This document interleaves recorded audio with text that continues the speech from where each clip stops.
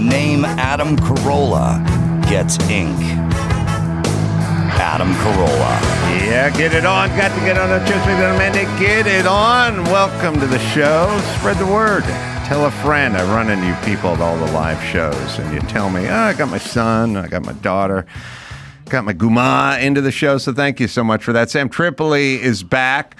Always excited to see Sam. Sam's got dates coming up. Going to be in Louisville, Kentucky. That'll be October 11th and 12th. And then the stand-up special, Quiet, is called Quiet. October 15th. That's when that drops on YouTube and X and at samtripoli.com as well. Good to see you, brother. Good to be back. Always a pleasure, man. Thanks for letting me come on. Sure. I got tales from the road. I just got back from the road and a couple situations. One is starting to think about driving to Vegas now because every time I Southwest it, the flight is 41 minutes, but we spend an hour on the ground on each side. Yeah. Because there's a situation in Vegas and leaving. Tell me if you think this is a dirty little airport or airline secret.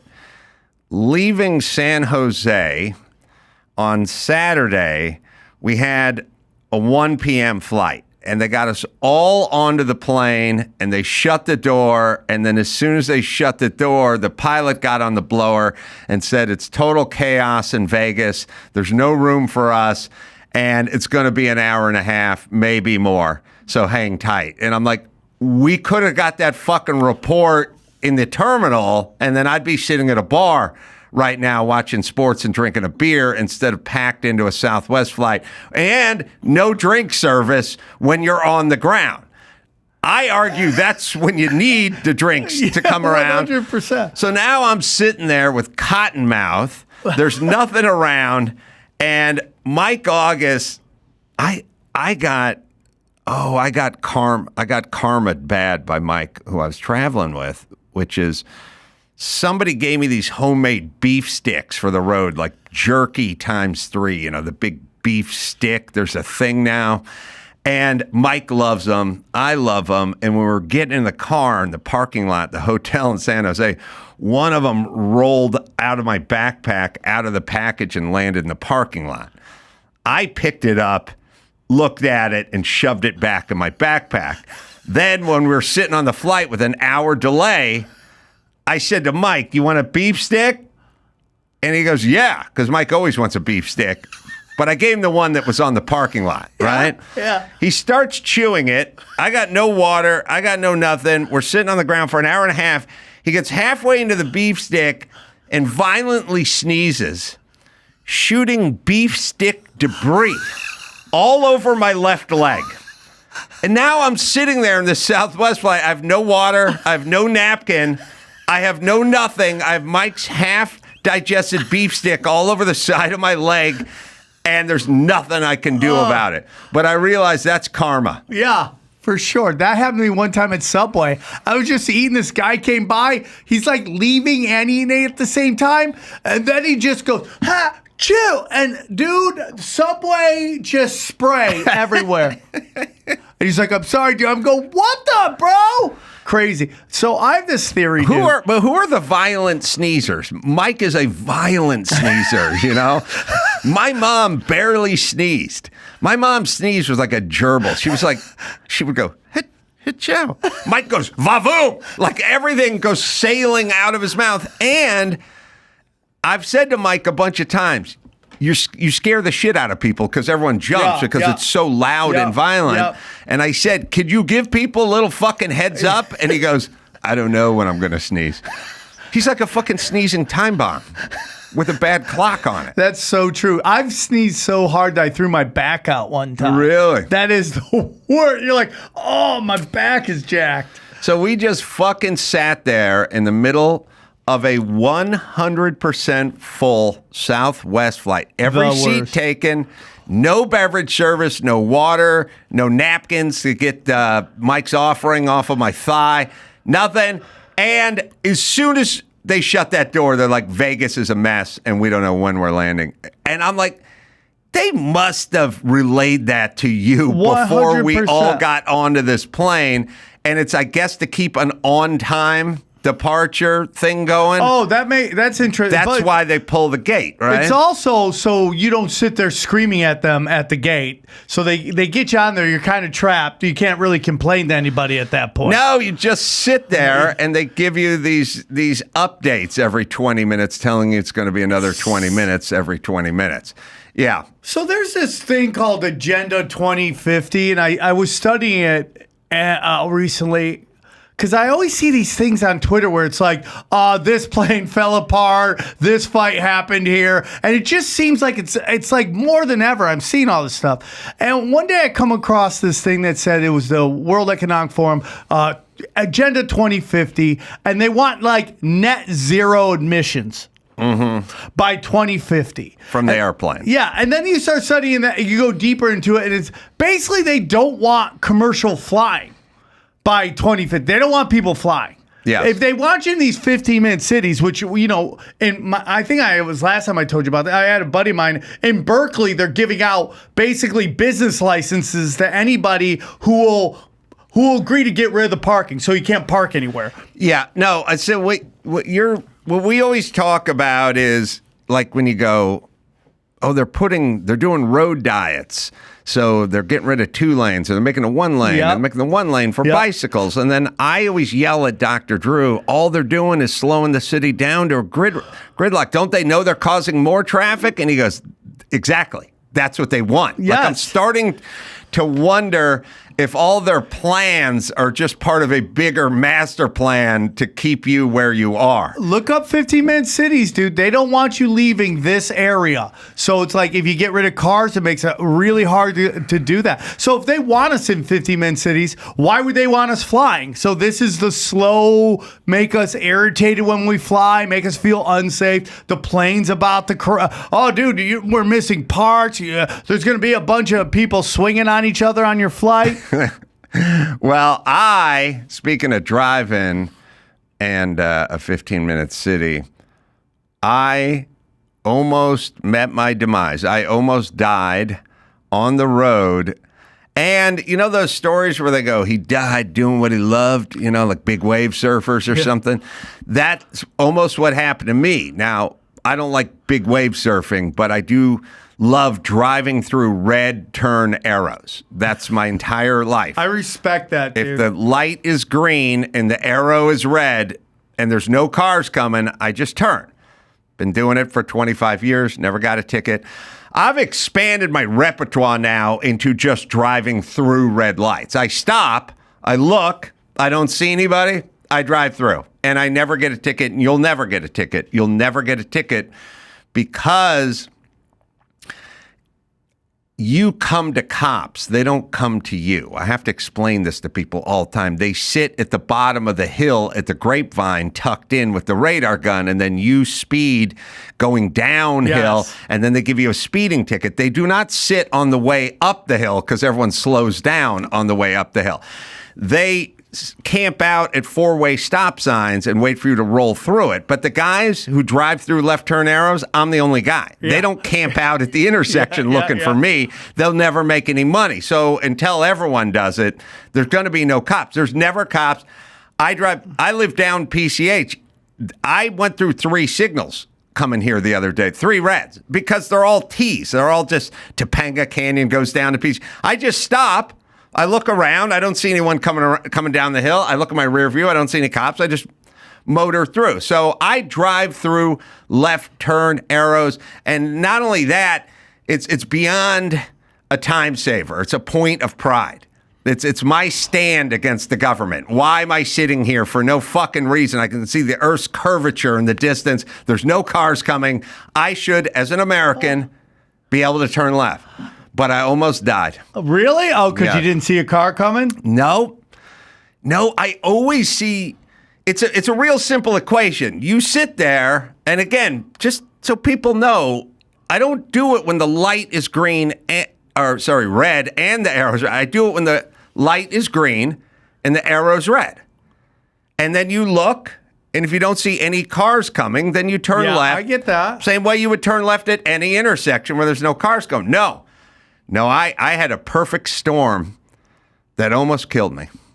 I was in San Jose, And Mike, August, and I were at the Avis rental place, or the National was out of cars or whatever it is. And we went to Avis or one of the other ones. Then we were standing there. We had a lot of driving to do around San Jose.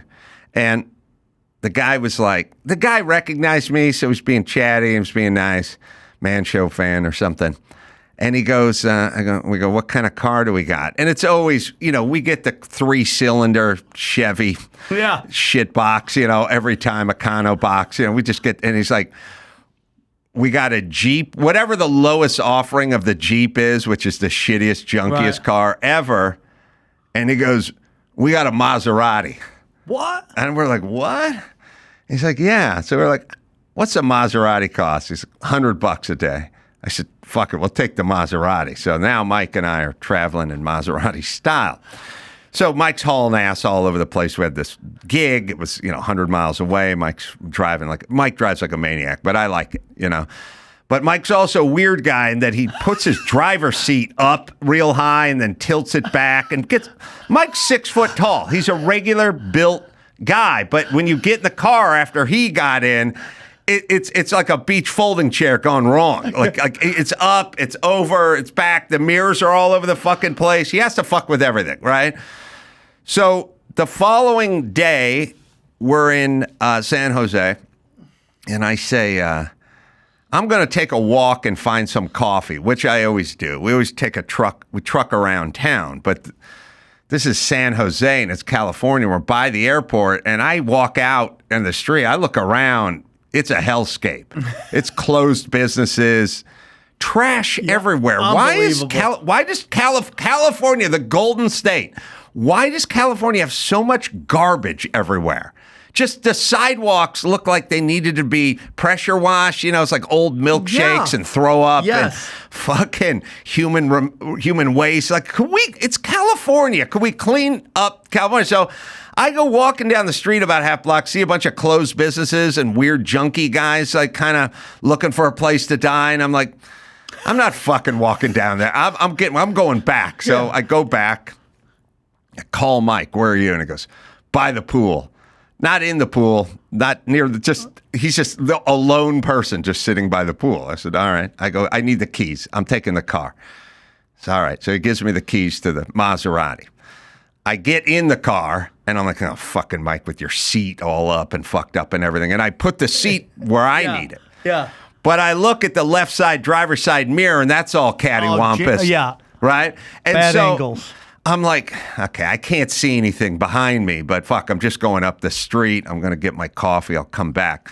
Also, the Maserati SUV, weird transmission, no shift, no thing, weird push button on the console, not lit up. Here's how confusing it is. When we rented the car, Mike and I sat in the car for 10 minutes staring, going, where is drive? Where is drive? And Mike had to get a guy from Avis to come by and poke his head in and tell us where the drive was. Because it was we sat there, two sober, intelligent men, staring at a dash for 10 minutes. We could not ascertain how to get this car to go forward. So it was, okay, but I figured it out.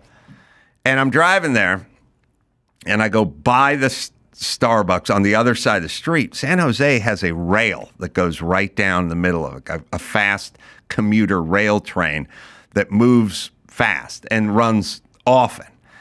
And I'm driving and I come up to the green intersection and it's got the red arrow for turning left.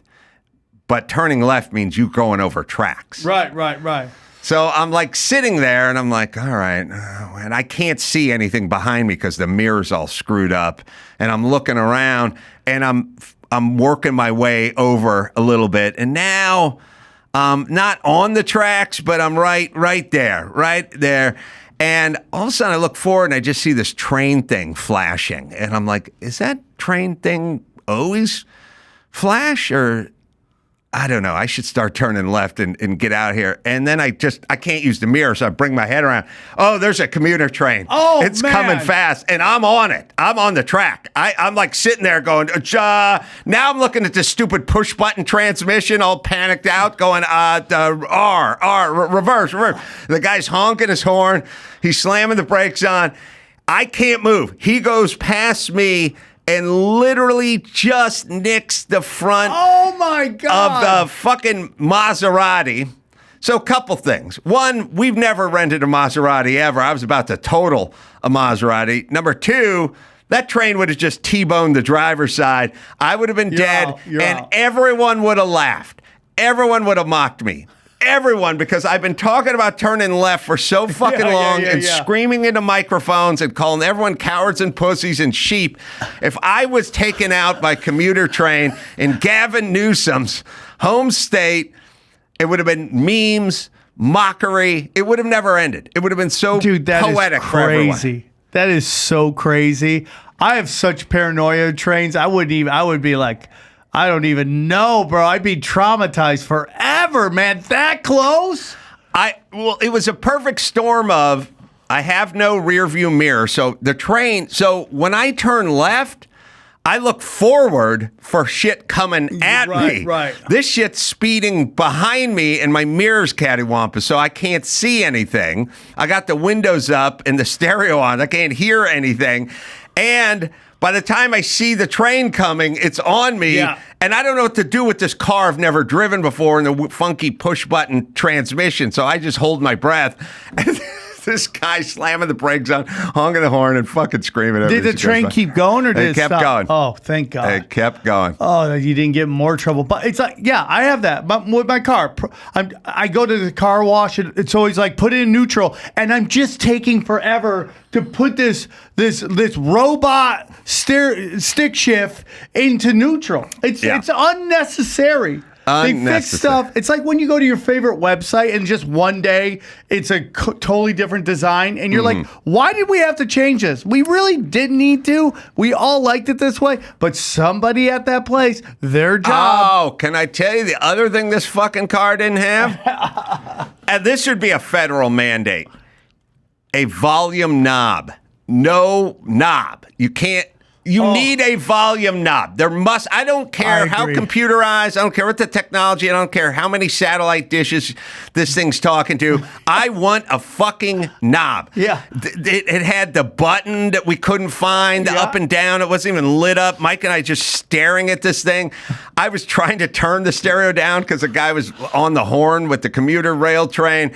It was a fucking shit show. But I realized when you get killed, whatever catastrophic event happens, it's not one thing. It's like three things. Like first things first, I'm walking, but I see a bunch of bums. So I head back in. I always walk, but it's so shitty and there's so many homeless that I'm not walking. So that's number one thing, not walking. Number two is I get in the car and we upgraded to a car with a funky transmission that I don't know how to operate. Number three, no rear view mirror because I look at my outside mirror and it's all fucked up. And I go, I don't want to just keep pushing buttons. I'm going up the street. I don't need it. I'm going up the street. So I've already three things have gone wrong that are zero burgers, but they're going to add up. Yeah. They're going to add up. Yeah, 100%. It all leads up to you almost getting janked by a train. All I could think of is even people that loved and admired me would be laughing their asses off if I got killed in a left turn, ignoring a left turn arrow because it's all I complain about. And it would be such poetic justice for everyone. There's some weird videos on the internet of just people just getting lit up by trains. Like they're just walking by the tracks and the train just boom and they just fly and they're done. First of all, who uploads that video, by the way? Who uploads a guy getting just jacked by a train? And second of all, why would you walk that close to the train? Like, sometimes common sense isn't that common. Yeah. Well, that would have been part of my eulogy that you delivered so passionately. The other thing I was thinking about, which is every time I turn on the TV, there's a poll, it's a presidential poll. And they're always talking about the undecided voters, and then so they have the debate, and then the next day, CNN has a a forum for undecided voters. They get like 9 undecided voters in the room, and then Fox goes and talks to the undecided voters. And they're always the saddest, least attractive people ever. They're the people least likely to be on TV, but they've announced they're undecided. I have a theory. Okay. They're full of shit. Yeah. They decided a long time ago. It's not an indictment on one candidate or the other, but if you have not made a decision on Kamala Harris versus Donald Trump, you don't have a pulse. You can argue with both of them, but you've decided. Yeah, I totally agree. You are completely decided. I think these people say they're undecided because for the first time ever, people are paying attention to them. Kissing their ass. They're sad, fat, twice divorced, unattractive factory workers who's no one has ever asked them to weigh in on anything. Hey, Herb, tell me your feelings on anything. But all of a sudden, they're the belle of the ball because they've announced they're undecided. And then they get catered to by the politicians and the CNN pundits, always like real respectful. Okay. Yeah, all right. I just think his border policy's strong. Okay, yeah. But what about abortion? I have my questions. Yeah. Okay, tell us more, dumb person who's no one's ever asked for an answer from anything. For the next 2 months, you play your cards right as an undecided voter, you will be the hit of every party. You could walk into a party with Leonardo DiCaprio and announce you're undecided, and the whole party would move over to you and try to convince you. You're like a celebrity. In a weird way, yeah, 100%. What other scenario would any of these people ever end up on CNN primetime speaking into a microphone? They never say anything, by the way. They're always unattractive, middle-aged dullards. Yeah. But for this one moment, so I'm saying you should say, I'm an undecided voter, just so everyone kisses your ass and you get some TV time. It's almost like in Hollywood where if you're like one of these boxes they check, you get more action, right? You get booked more, you get more TV shows.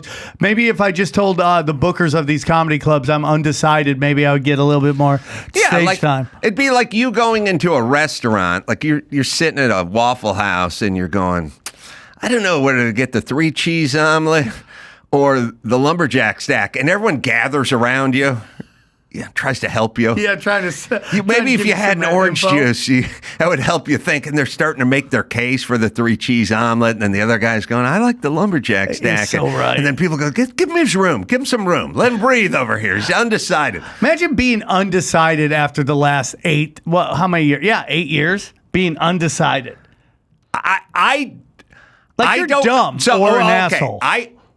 I don't think I think if I got any of these people in a quiet room and I gave them 3 beers and I was like, undecided, they'd go, I got a fucking MAGA hat in my car. What are you talking about? I'm just fucking doing this to get some time on CNN. And then what happens is the CNN gets all these undecideds and then they get them and then they get these great quotes that they're very much decided. Oh, you know what the best is?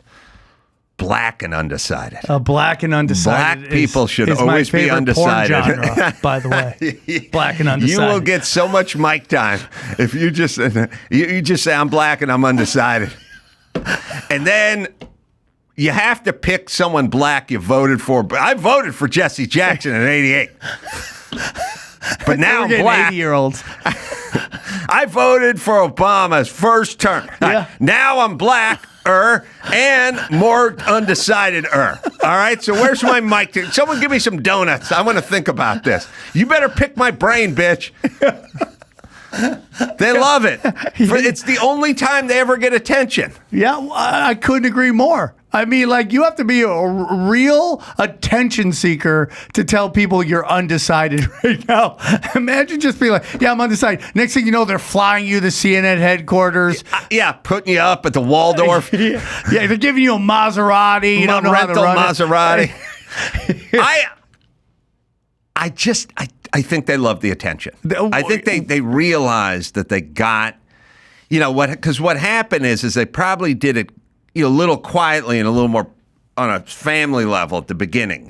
This one, well, I'm kind of undecided. And then people started coming over trying to get them to move one way. Yeah, to talking to them. And all of a sudden they're getting a lot of attention. So now they go live with it, They're almost like recruits, like everyone's trying to bribe them to their side. Yes, I'll give you a Nissan Z car with rims on it if you vote Kamala. Like, you become a commodity. Yep. Because if you're decided, we don't need you. Yeah. Why are we preaching to you? Yeah. We need these people. These are the people who are. Look.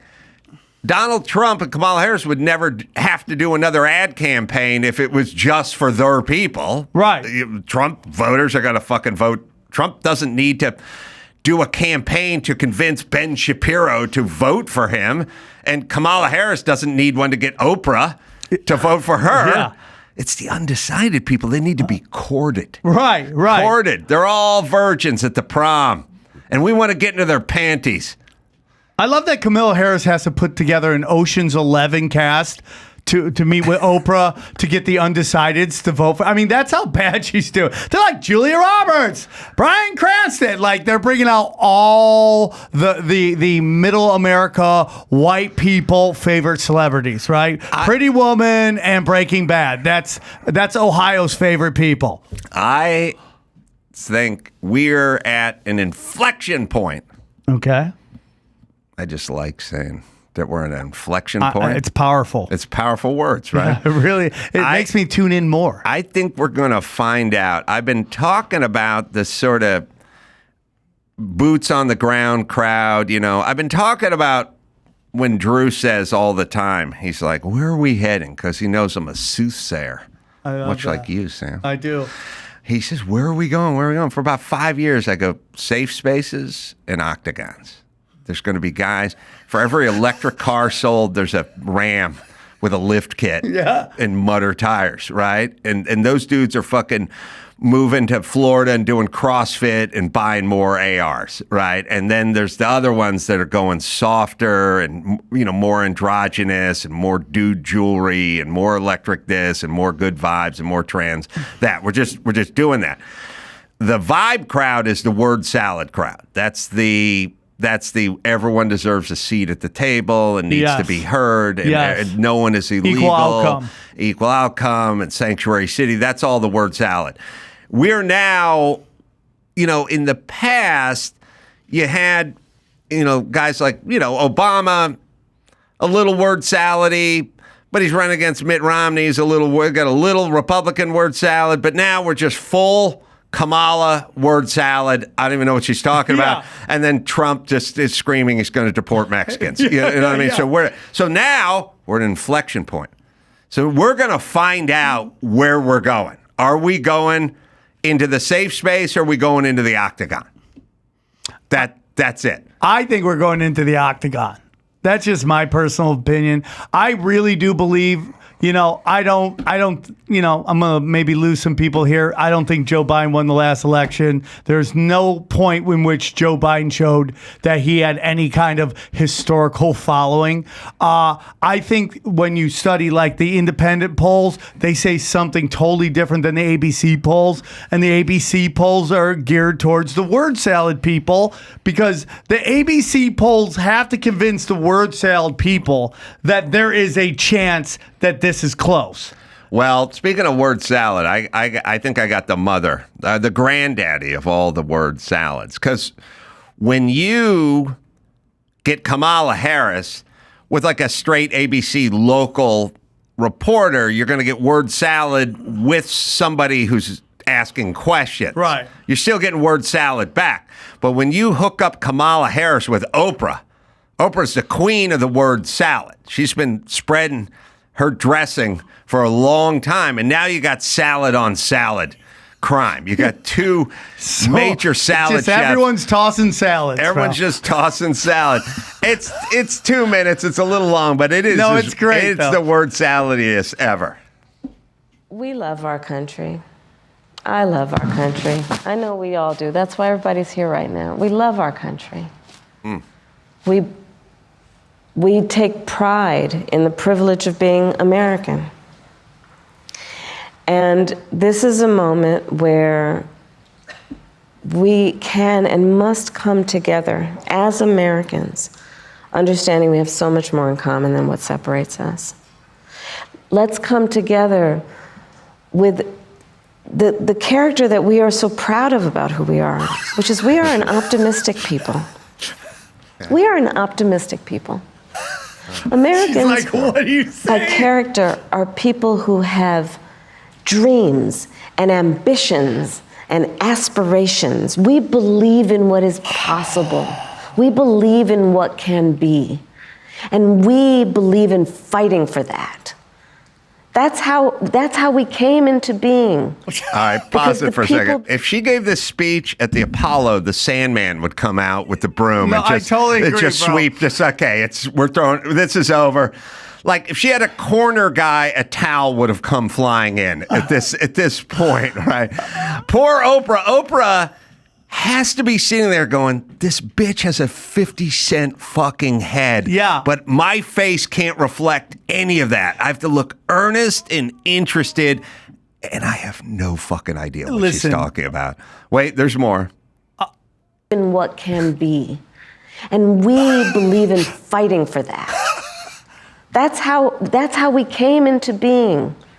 Because the people before us understood that one of the greatest expressions for the love of our country, one of the greatest expressions of patriotism, is to fight for the ideals of who we are, which includes freedom to make decisions about your own body, freedom to be safe from gun violence, freedom to have access to the ballot box, freedom to be who you are and just be, to love who you love openly and with pride, freedom to just be.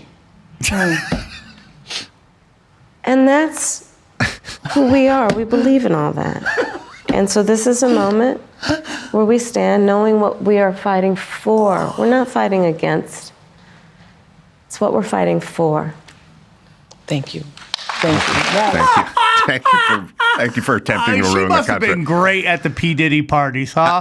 I mean, just the things you put up to get weird with her. If I'm watching this and I was at one point prosecuted by her in a case and I'm watching this, I gotta be like, how did my lawyer lose to this person? I would fucking retroactively sue my lawyer. I'd be like, you lost to this bitch? I don't even know what she's talking about. You lost the word salad? I'm doing 14 years in San Quentin without the possibility of parole because this bitch beat you in a courtroom? The fuck, were you high on mescaline? I don't understand why. How did she get here? All right, wait. All right. Well, here's the deal about word salad, Sam. You can do word salad, but you have to be a technician. So, like Michelle Obama is a word salad technician. Yeah. She doesn't talk about anything either or say anything, but she does it in a way that's palatable for most people and mostly dumb people, but it works. Like she can pull it off. If you're going to do word salad, it's like being a magician. No one's an actual warlock. No word salad purveyor actually has thoughts or does anything. But if you're really skilled, you can pull it off. Like a really skilled magician. You go, well, that guy he's not a warlock. Right. He doesn't know magic, but obviously he's done it. Yeah? He's manipulated us in such a way. She's a bad magician. I'm with you on that. I mean, just poor sorcery right here. How do you even get to this point? How do you even get to this point? And how do you not at that age know how to start a conversation, start a point, end a point? How do you not do that?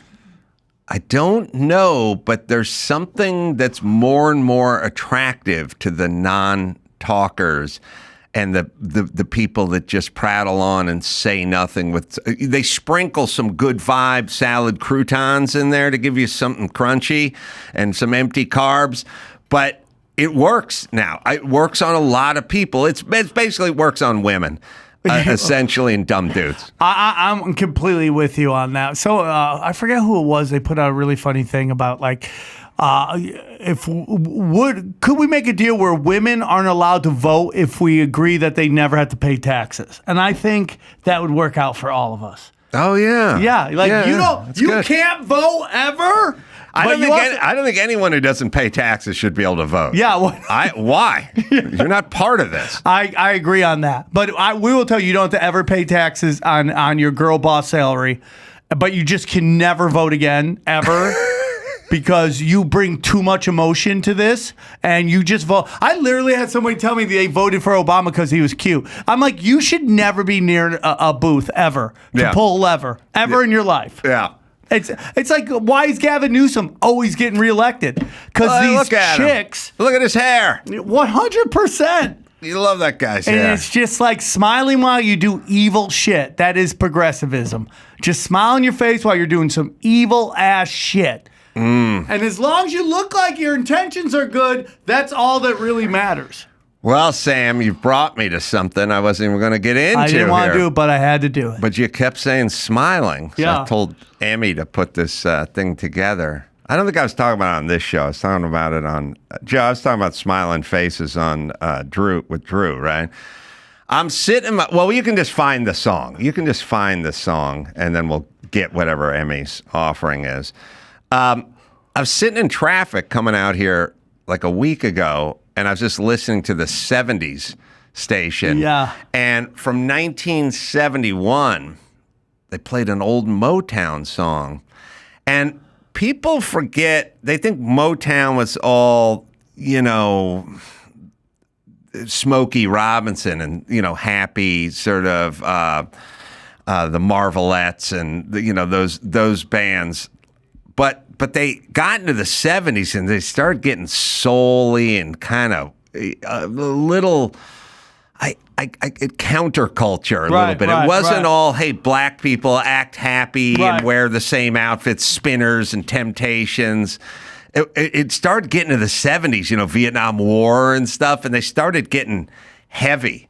And I don't want the Temptations version of this, Dawson, that someone should tell you about, because that's not the version I'm asking for. But that's not your fault. Someone will tell you. This song was sung by another. It's made a hit. Undisputed Truth. Undisputed Truth. And so, 1971. This is what this dude was an idea. But think about, someone wrote that song 25 years ago. Now, 50 years ago. 50 years ago, someone went, I don't trust these bullshitters. Imagine what he was thinking about back then. Like, they didn't put up with shit from politicians then like we do now. Like, there was actually, people were held accountable. No, I mean, dude, the artists from the 70s would lose their minds right now if they saw what we put up with in our politicians. I mean, it's unbelievable to me, like, what we accept, like treason at every turn. It's, like, unbelievable to me. So when you hear him singing like that, I'm like, you don't even know what's coming, bro. 50 years from now, you would have your mind blown. Yeah, that guy's dead. Norman Whitfield. But he wrote a lot of those really cool songs, and the lyrics were really deep and kind of cool. Haunting, I would say. Listen... We don't need to do it here, but if you want your mind blown, listen to that song and then listen to In the Ghetto. Oh, yeah. And watch him just describe everything that has been, is, shall be, will never end. The whole song. It's over 50 years old, and they just lay out They just nail the it. whole fucking thing. And 50 years later, here we are. Don't get me started on the Unabomber, okay? I mean, what that guy described, methods probably weren't the best or actually wrong, but sentiment, damn, dude. He had some points. What's your take on this whole P. Diddy thing? I think it is. I think it started out as basically they sent the FBI to collect all the tapes because he's been taping everybody forever, and now I think it's gotten way bigger. And you're going to see. I mean, I would like to believe that you're going to see some big names named, or they're already put him in suicide watch, and he's like, I'm not suicidal. He's like, yeah, dude, you're suicidal. Go over there and hang out there until someone comes and sees you. Yeah. I think you're going to see some big names taken down. You already have all these people stepping down, which is nuts. Like, I don't even know if it's connected, but like the entire board of 23andMe steps down except for one person. Really? Yeah, it's really great. Well, look, the thing that's kind of like, Here's an interesting thing that I'm sure you've given some thought to, but it's interesting as a society that we can do this. We just got done shutting down society, destroying our society, ruining kids' lives and whatever. And everyone who did it still has their job and gives two shits about what they did. And by the way, when I bring it up, I'm just told to shut up and move on. So we can pull this off. You have Jeffrey Epstein. He goes in prison. Oh, the cameras don't work, and the guards are doing they're changing so no one's around, and then he kills himself. But Dr. Bodden, the pathologist, the coroner goes, well, not the coroner, but the guy who's been doing it for 6 years goes, the trauma to the neck is not commensurate with what would do a rope. And everyone tells, hey, old man, shut up. And then Giselle, whatever, goes away, and whatever her name is, Ghislaine. And it's all gone. Like we pulled it off. There's nobody who ever came out. There's no name. There's no book. There's no film. There's no documents. It worked. Like it worked. And so you go, we have all this footage and all this tape and all these names and all these goods. And it's like, we can take care of this. And people just fucking move right on. It's unbelievable. We can do it. Yeah, the memory holding of COVID, I can't believe it. That nobody's upset. It's completely changed how we operate. And it's unbelievable. And more stuff's coming out that it was just a giant lie. Fauci's just like, I made up 6 feet. I picked a number. Right. I just looked at my phone and whatever number jumped at me, that was amazing. So whatever P. Diddy has, and I'm guessing it's just a lot of footage of people who we've heard of. Just getting weird, dude. Just getting weird. It's just going to go away? I mean, dude, not one person of the Jeffrey Epstein, Trump's like, I'm gonna release the Epstein list. But dude, good luck on that. I'm just like, nothing. Not you have one guy dead. You have a woman who's convicted of child sex trafficking, and not one of her clients. What are we going to do with this? It's just going to be super interesting because this affects so much of the music industry. Like how many people he was blackmailing, who he was involved with, his boss, his sugar daddy. Like I do a joke about, like, I can't believe how many rappers are gay, dude. Like we all thought they were gangbangers, but they're really just getting gang banged. That's all they're really doing. Puts a whole new meaning to capping your ass. Am I right? We thought that meant getting shot, but it's really, so... It's like, but again, it gets down to like, why, Adam, you're great. It's like, you're a real guy and you had a lot of success in Hollywood. That's so fucking rare, man. Like what we're seeing is like a complete and utter corruption of the industry and control at the highest levels, these people and what they have to do to get to these levels. It's unbelievable. Well, it may explain DJ Khaled. Yeah, because 100%. I've been sitting around for 15 years going, that fat, talentless fuck, what is he a star for? I don't get it. What's he fucking do? Why is he here? How come we know this guy's name? He doesn't fucking do anything. He's talentless. He has no musical ability. He's like, he's number one. I'm like, why is he here? Yes, why is he here? And it gets down to... it gets down to what P. Diddy said. And he goes, I don't like to work with talented people. I like to work with people I can control. And talented people have demands. Oh, that's interesting. That's why we brought you in today, by the way, Sam. I have the same. I don't want A-listers to steamroll me in here. Yeah. No, but it is interesting. Like I talk to people sometimes, and they'll go, we got to hire the best, whoever, whatever. And I go, the best doesn't hang out. Like I got to K-Rock Radio when Jimmy Kimmel was 26. He hung out for a couple of years, but not till he was 30. He's not.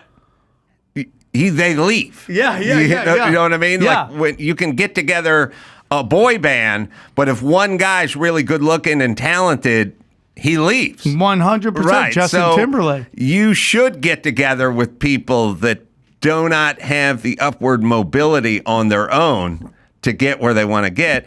And especially in a genre where it's not like you're playing the cello or something. No one fucking knows if you're good or bad or what you do. It's not like there's 10,000 rappers. There's probably 3 who bring something to the table, and the rest are like, I don't know fucking difference between Cardi B and Milkshake Black or whatever. I don't know. Milkshake Black, by the way, best rapper name of all time, Yeah. Milkshake Black. Yeah.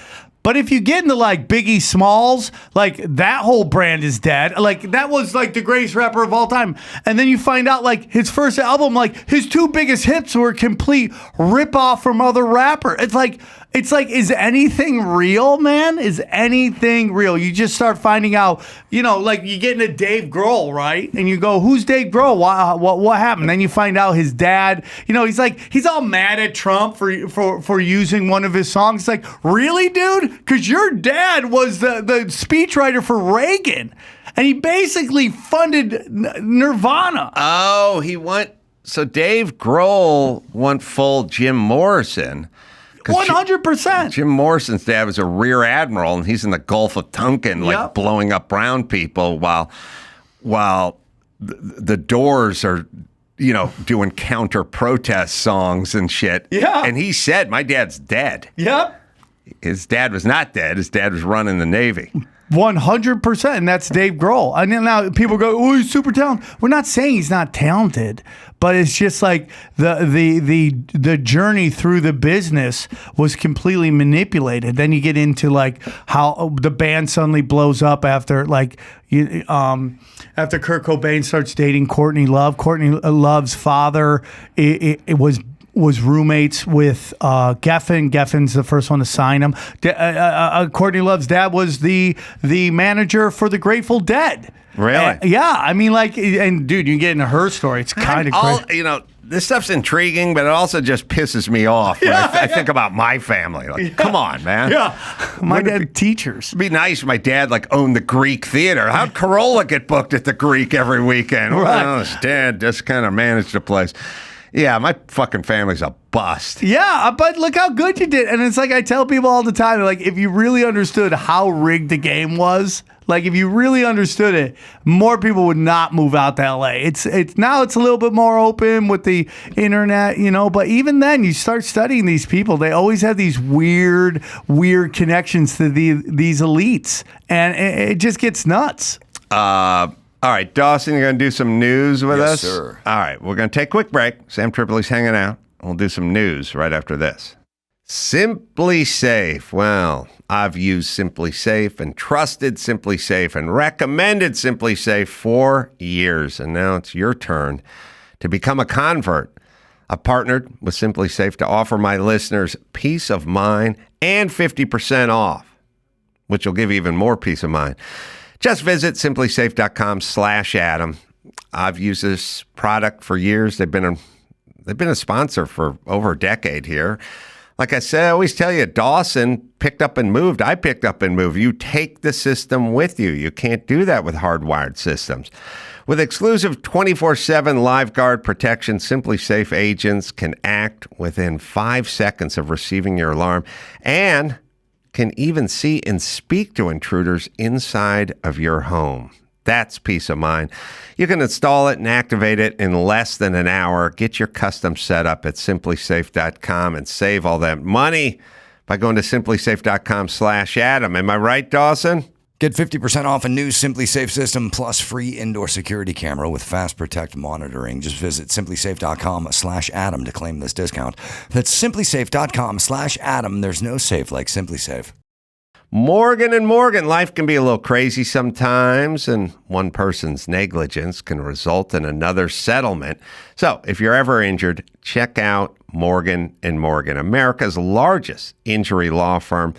Over 100 offices nationwide, more than 1,000 lawyers, more than $20 billion recovered for 500,000 plus clients. Morgan & Morgan has a proven track record of fighting to get you a full and fair compensation for your injuries. That is Morgan & Morgan. Going on the road, doing stand-up, well, that could be hard, but submitting an injury claim with Morgan & Morgan, that's easy. It's Morgan & Morgan. Right, Dawson? If you're ever injured, you can check out Morgan & Morgan. Their fee is free unless they win. For more information, go to forthepeople.com/Adam or dial #law #529 from your cell phone. That's forthepeople.com/Adam or #law #529 from your cell. This is a paid advertisement. Like I just got a $330 ticket for parking in a handicap spot. $330. Ouch, who's crippled now, huh? For $330, for that kind of money, I could buy a handicapped person, have them sit in my car while I run errands all day, you know what I'm saying? Be like, don't move, dude, here's your bike helmet, don't drool on anything, I'll be back in 5. Sam Tripoli is on the Adam Carolla Show. Got that special called Quiet. It's coming out October 15th, YouTube and beyond. All right, Dawson, what do you got? All right, let's start with Diddy because we already mentioned this. Diddy's attorney, Mark Angifilio, tells TMZ that the suicide watch directive issued by the jail officials was merely a routine measure for new high-profile inmates. That kind of makes sense. He says he spent 6 hours with Diddy and at the federal lockup, and the music mogul turned criminal defendant was not at all suicidal. In fact, he says Diddy is strong, healthy, confident, and focused on his descent. He was arrested Monday night in Manhattan. Focused on his descent? Oh, the defense. I'm sorry. Defense. Focused on his defense. Okay. I'm sorry. Yeah. God, it seems like a lot there. Yeah. By a lot there, you mean 784 dildos? Is that what you're talking That's about? a lot of dildos. That's how many dildos they took out of his house. Yeah. 784, bro. Well, he's got a big house with a lot of rooms. That's just one room So there of is dildos. the dildo room. You have to have an expansion just for the dildos. P. Diddy says to his assistant, like, hey, listen, I need my good dildo. And the assistant's like, you got to narrow it down, boss. You got me down to about 300. Right. But I still don't know which one your lucky dildo is. Right. You got to put that aside. Yeah, I had a crazy pervert in my apartment unit next to mine just up and leave all of a sudden, and the manager showed up and cleaned his apartment out and then came up to our unit with a giant box of dildos and butt plugs one day and went, you guys got any use for this stuff? We're like 20. Oh. And I was like, yeah, we'll take it. We took it. What'd you do with them? Well, there was a huge one. There was a huge dildo that was just, novelty size. Yeah. Mantle. Yeah, is that what they call it? You put that on the mantle. No, we put it on the hood of our car. That we had a Cadillac, an old Elvis-style Cadillac limousine that we all drove around in. We mounted that to the hood. That was one. And then the other, all I remember is my friend Janie put a strap-on and chased me around the apartment. And it was the first time I really felt violated. Like I understood how a woman feels when she's in that compromised position. And this girl's like 110 pounds. Oh, I was damn. going crazy. She jumped on me. Freak party. Yeah, we had a freak Freak party. off. We had a freak We had a off. freak off, yeah. Yeah, Sam alluded to this earlier, but the record executives are just dropping left and right. Crazy, right? Warner Music Group, one of the biggest music industry labels out there, that guy just retired. And everyone's saying it's because of Diddy. And they've got these people on tape. Now, the FBI does not do a raid like they did a Diddy raid if they're only after Diddy. Period. Yeah. They're after a lot of other people. Now, with the Epstein thing, you got to take that into account. Maybe the FBI is after it so they can memory hold the tapes and protect the people they want to protect. And I'll tell you what, if Diddy is killed in prison like Epstein was, I would not be surprised because Diddy is most likely going to turn and provide State's evidence. Yeah, well, okay. My days of trusting the FBI are long gone. Yeah. And even, forget about Diddy, forget about Epstein. They have agendas. 51 of former FBI, they all signed a document saying the Hunter Biden laptop is fake. Okay, so they're lying. Or they have an agenda, or they can do what they want. Why is there a document with 51 former and current FBI guys saying this thing doesn't exist or has, all the earmarks of Russia? They all lied. They had it. They knew it. They lied. So anyone who thinks they're above anything, remove that thought from your head. They'll do whatever, whenever. Now, I don't know if they like Diddy. I don't know if there's some folks of theirs who they do like who are on those tapes, but they are not above doing favors for people they like. Yeah. I think, can we just establish that? I think what more and more it's becoming obvious that they're more of just a security for the elites, to protect the elites in certain times, muddy up investigations, things, it's just super. I mean, how many times have we seen where the FBI shows up and then the crime either just disappears, or they say they got the guy, or they investigate themselves and found they did nothing wrong. Yeah, you're totally right. I have very little faith in anything actually getting done. We had 51 former and current FBI guys trying to sway an election. Have they followed up on that? Have they found those guys? Did they weed those guys out? Get them out of their positions? Does anyone care? They care as much as they care about COVID, which is fucking zero, which is that this is where we're at. Yeah, and most of those guys that signed that thing are all working for CNN and MSNBC. They're just showing up the next day on CNN talking about the next Russian hoax. Yeah, that's great. It's unbelievable. Benedict Arnold, if he had pulled the stuff they did back then today, he would be a talking head on MSNBC. They would immediately hire him. Then you have that guy. Who's the guy who busted with a Chinese spy? Swalwell, like yelling about all those podcasters taking money from Russian Tonight. It's like, dude, you banged a Chinese spy, bro. Yes, How do you still have a job? Like, who did you run against in the last election that didn't run on, I promise not to bang Chinese spies? Well, he ran against a guy who banged 2 Chinese spies. So his platform was, I only fucked 1. And we all voted for him because that was less than the other guy. Unbelievable. One more thing about Diddy. They say they're putting him on suicide watch when I think in reality they're probably just putting him in protective custody. But words matter. They use suicide watch. Get that in your head so that when he does kill himself, well, we knew it was suicidal. You know, when a brother's willing to give up his mama's house for freedom, it's serious, dude. He's like, yeah, you can have the deed to my mother's house. Like, what are we doing here? Well, it's going to be interesting. Next up, after decades of decline, gun ownership is rising among Democrats. This coming from the Wall Street Journal. There's some definite bias in this. Let's see if you can pick it out. American gun culture has long been dominated by conservative white men. Now, in a marked change, a burgeoning number of liberals are buying firearms, according to surveys, and fast-growing gun groups, drawing minorities and progressives.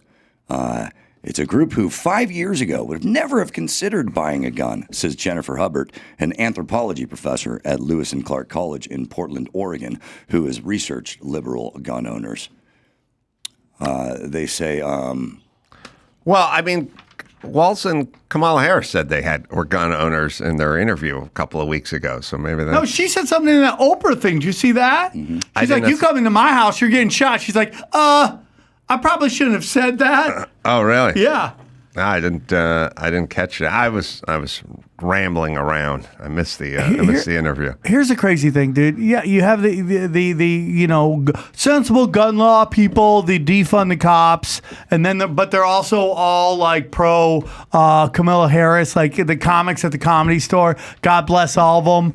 They were all marching in the defund the police movement, and now they're raising money for a woman who's in a cop secret society, literally a cop. She got busted being part of this whole. I don't know if you heard about some guy faked being a cop, and he ended up dead. About Kamala? Yeah, involved with Kamala. Yeah, 100%. She's part of some secret society of cops, some cop law and order thing. I don't know, but it's just interesting how people flip flop so simple and quickly based upon what the groupthink says.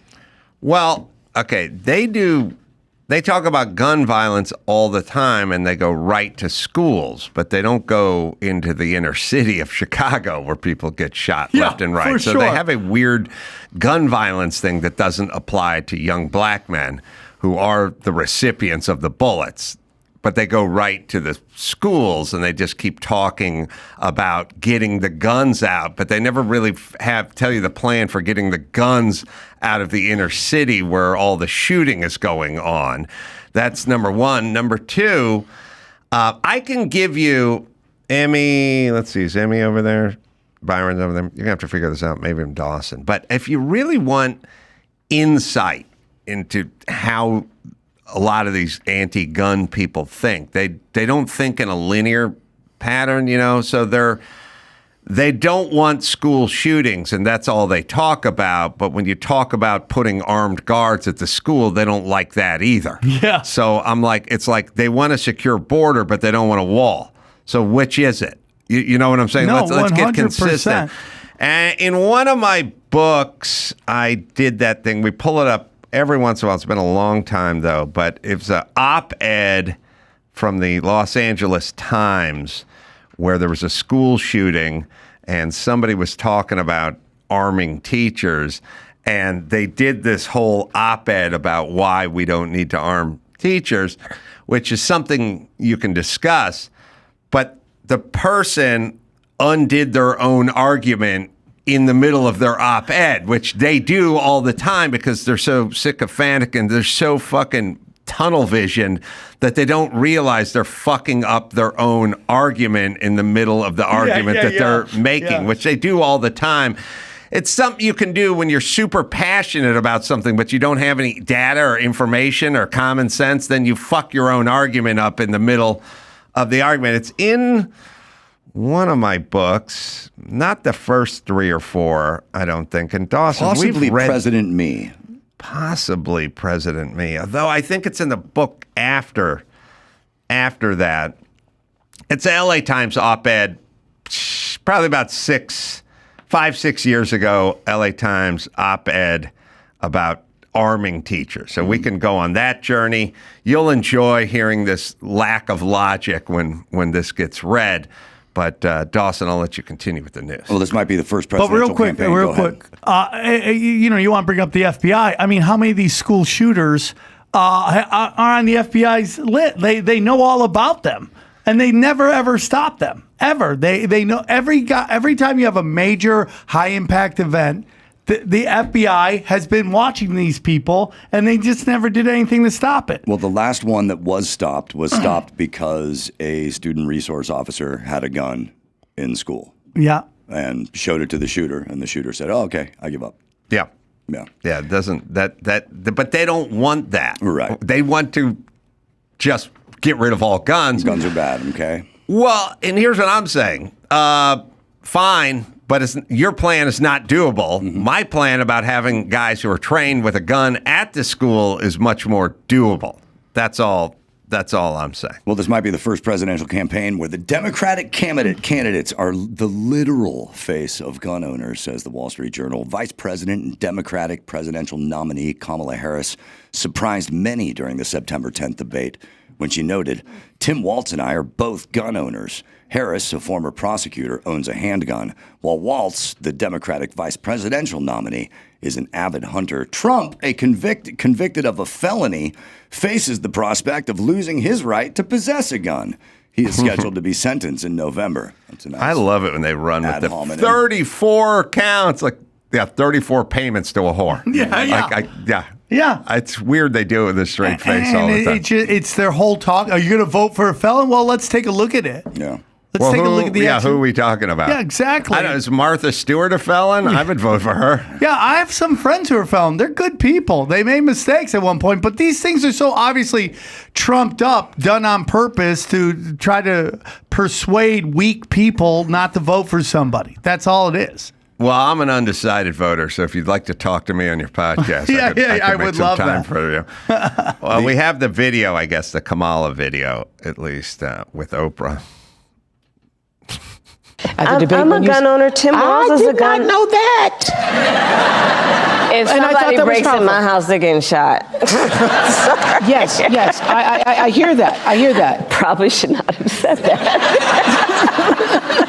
But My staff will deal with that later. I was all wrong about her. She's down with fracking. She's a gun owner. She's tough on the border. I didn't know all these things about her. She's different. I thought she was progressive. She's a windsock, dude.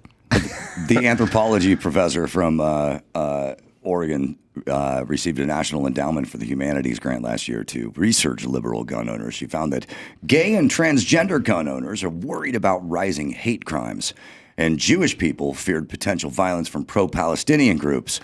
Black gun owners shared similar anxieties, along with a mistrust of police in some areas, and So you're gonna fire back at the concerns cops? about crime. Oh, And, there's some. and concerns about crime. I would say that the concern about crime is the number one reason why people are getting guns. I would say that too. Yeah. And we Throw always it in do the there. trans and the gay community and violence. Like, listen, first off, any violent case against the trans community, we are going to hear about. Yeah. Now, we're not going to hear about the trans person who shot up the school in Nashville. That we will get no information, no manifesto. That we don't get info. But if there's some gay bashing going on, we're going to find out about it. Front page. Yep. Yeah. I mean, the biggest gay bashing story there is that they never stopped talking about is the Matthew Shepard story, and that wasn't gay bashing. That's how fucking much they're into it. That had That guy to was a do with drug addict. Meth, right? Yeah. it was And they also manipulate the Roe versus Wade's whole case. That she admits that she didn't tell the truth in that whole thing. The whole story about abortions in back alleys, totally made up, not real. None of it never but happened. we don't need. We're living in a time where we just go with stuff. Yep. And we used to, Dawson and I were talking about this on this show, but like there used to be something called lore, campfire stories in the Old West, and Roe v. Wade, they could say back alley abortions.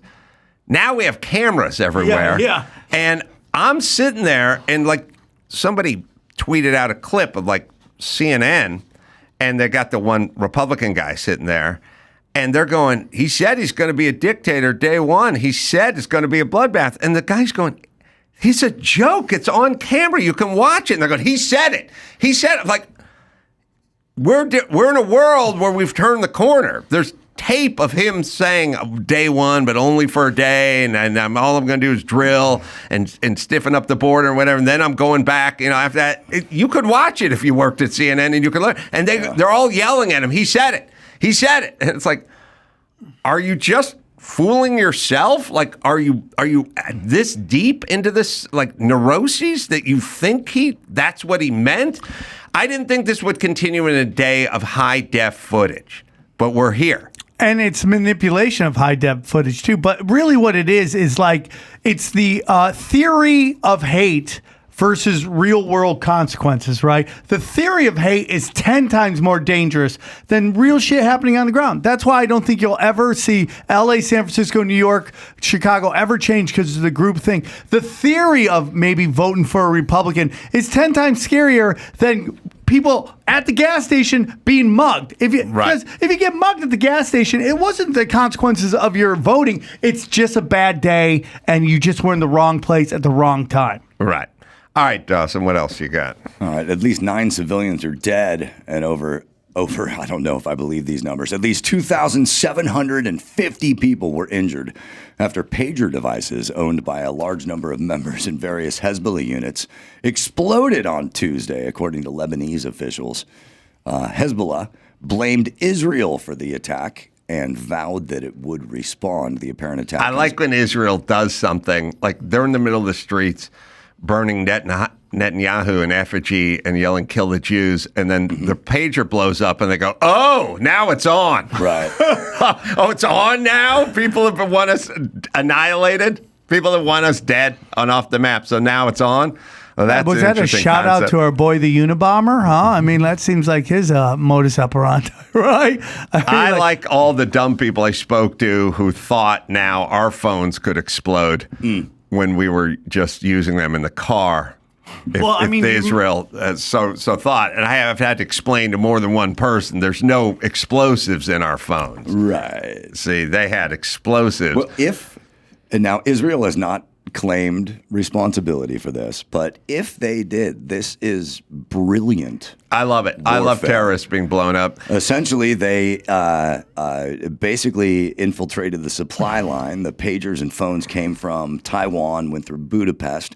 Somehow Israel if they did it, got their hands on it, put explosive devices into these, and then they were distributed.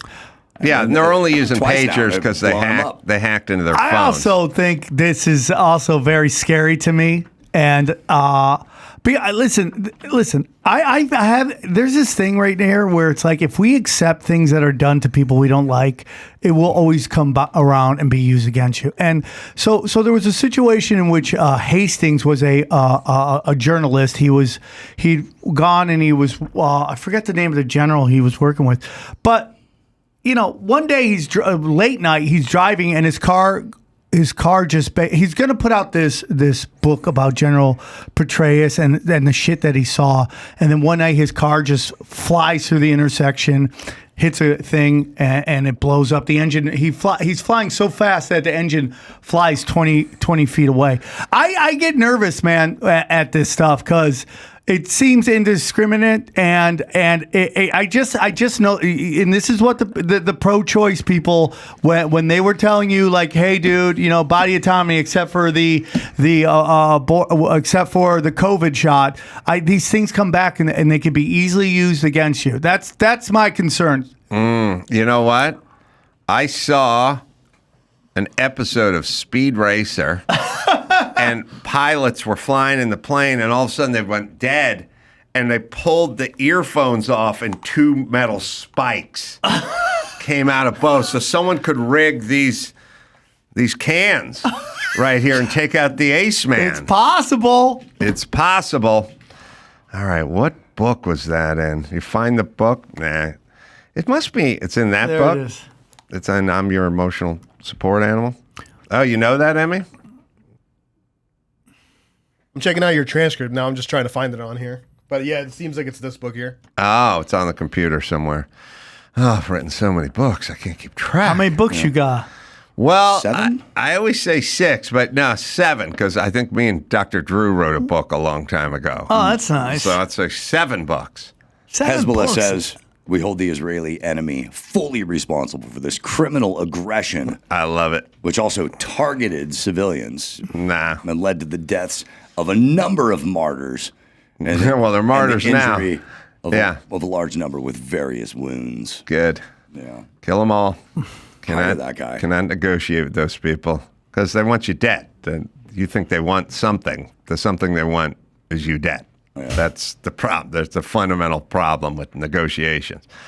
All right. I'm hearing this is embarrassing on a global, just totally embarrassing for the Lebanese people and Hezbollah. Yeah. Well, what it does, really, is it's got to make you paranoid about everything, right? Mm-hmm. And it's got to make you stop. Look, what they did to them with the exploding pagers is basically what the shoe bomber did to us. You know, some fucking nut job tried to light a shoe on fire, blow a shoe up on a commercial flight 18 years ago. Now we're all taking our shoes off. The Unabomber So they just grind us to a halt. What the terrorists, I just experienced it this weekend. Just fucking stood in line, got pat down, take the shoes off. I'm standing in a mass. I have spent, I would say, 9 years standing in line at an airport. I'm not a bomber. I'm not a terrorist. And I would reckon to say I've never seen one in an airport ever and never will. You could travel to 1,000 airports for 1,000 years and wait in 1,000 hours and you'd never be a terrorist. Right. But we do it because they scared us. Right. And now we dance for the retarded piper. Right. So now we scared them and they're going to have to check their shit now. Yeah, and 100, sometimes, you don't do pre-check? You're not a pre-check guy? I do clear.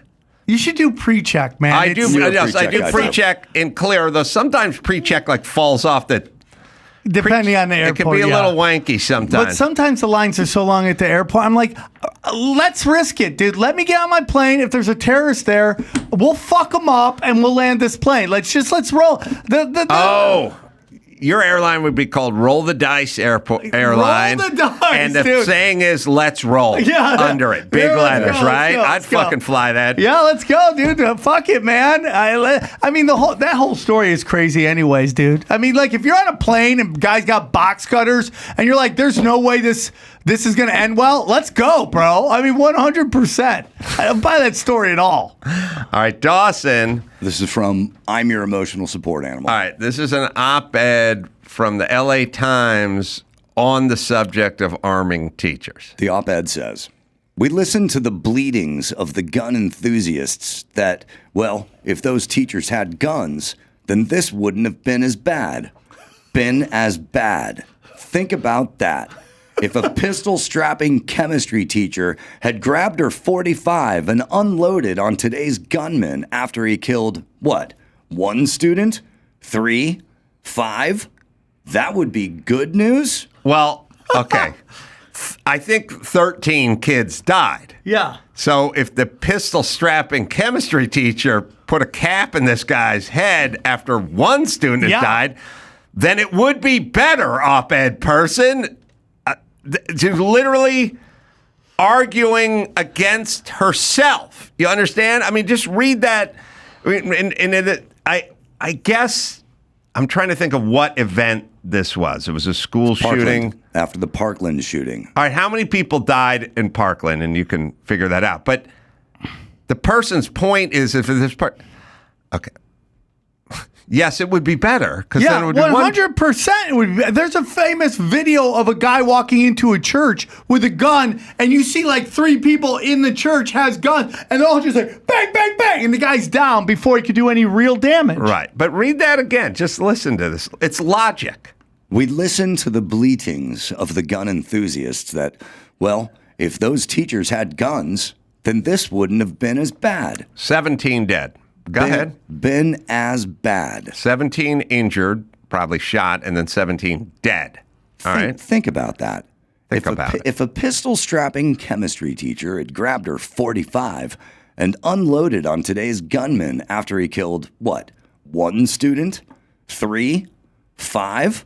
All better than 17, right? Yeah. That would be good news? Yes. It would be good news for all the parents. Yeah, what is this person talking about? You got to find out this person's name. Yeah, she went full tard mode. Yeah. I wonder what she's doing today. So- but anyway, we're supposed to come to her for wisdom? Yeah, it's so ridiculous. That's like when all these people were putting out all these TikTok videos breaking down, like, if Trump is in office, and everything they listed was awesome. Right. Like trying to scare people not to vote for them. They're like, if he gets in office, he's gonna deport all the illegals. Okay, got my vote. Let's go. Yep, fracking. Sorry, continue. Would you want to hear your response here? Yeah, let's hear my response. Of course it would be good news, you fucking imbeciles. If you were student number 6 who didn't die because some adult was armed, that would be very fucking good news. Whoever wrote this is an insane person. I was the worst student at North Hollywood High. If I was part of the LA Times editorial team, I'd have stood up in that meeting and said, hey, fucksticks, we're shitting on our own point.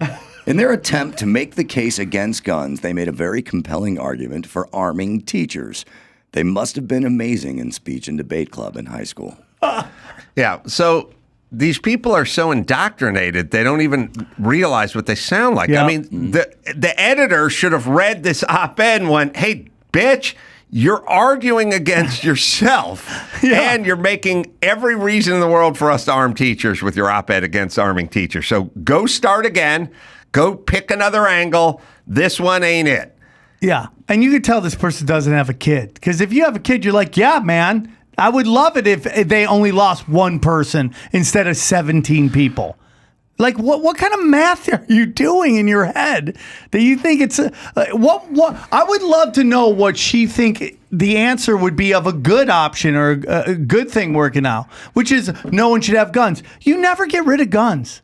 It's never going to happen. We've outlawed drugs. They're everywhere. We've outlawed everything. They're everywhere. There always is a black market for these things. You're only taking guns away from good people. You got that color right. All right. Do we, I wonder who wrote this. I wonder if we could ever find it.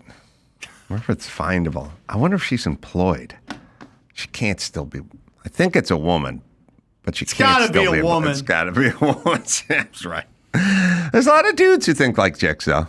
They're now, they're coming, It's out there. That could have been something Gavin Newsom wrote. Yeah, for sure. Or Mayor Garcetti. I love that Gavin Newsom wants to get rid of guns as he's surrounded by security that's armed. Oh, yeah. No, always got to have It's unbelievable to me. Always. All right, you got another story? Yeah, we got one more here. One more.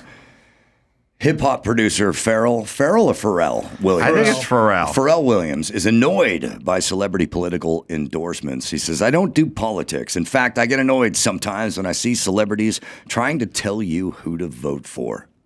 He said this in a new interview in the wake of celebrities taking a stance on the election. Pop star Taylor Swift dominated headlines last week when she endorsed Kamala Harris, who has a host of other A-list supporters on her campaign. Yeah.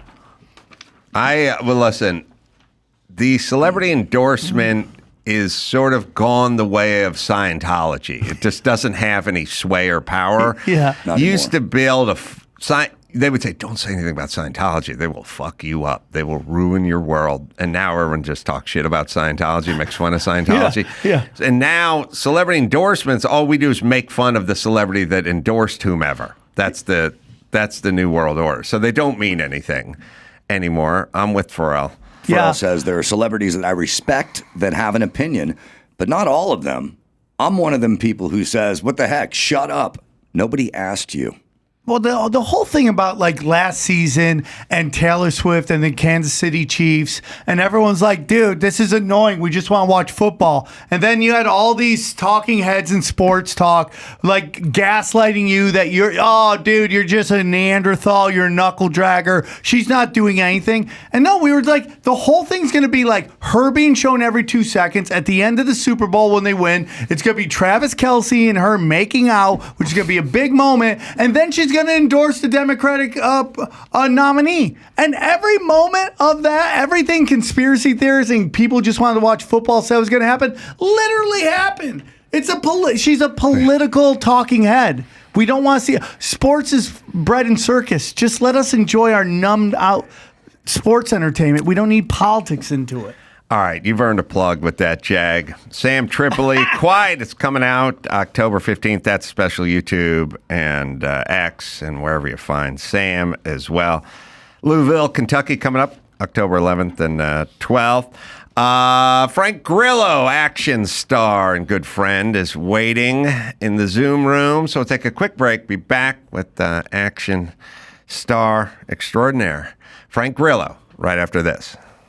O'Reilly Auto Parts. They're in the business of keeping your car on the road. O'Reilly offers friendly, helpful service and the parts and knowledge you'll need for all your maintenance and repairs.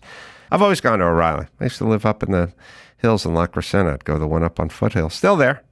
They've got thousands of parts and accessories in stock, either in-store or online, so you'll never have to worry if you're in a jam.